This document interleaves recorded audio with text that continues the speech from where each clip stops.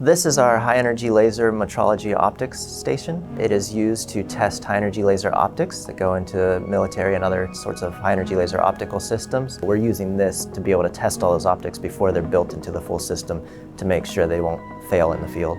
All of the testing here is done in a controlled environment. It is in a clean room. The bench where the test pieces are placed is also in another interior clean facility.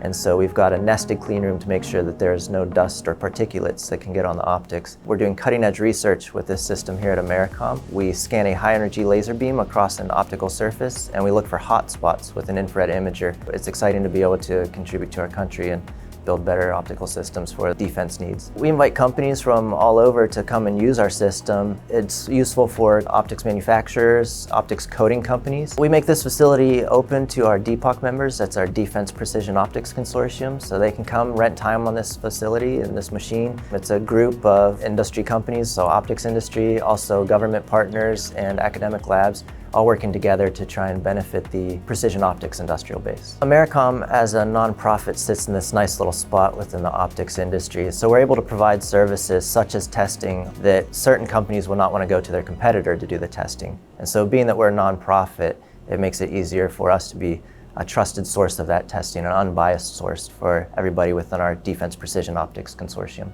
The Army owns the designs of this tool, and so any industry partner can get these plans from the Army and develop this tool themselves. But AmeriCOM is also the technical point of contact for these tools. And so if someone else, some other company wants to set up their own tool, we are providing the guidance for how to set up that tool, how to operate it. And so we're willing to assist in that way as well. Visit AmeriCOM.org to reserve your time in the lab or come pay us a visit.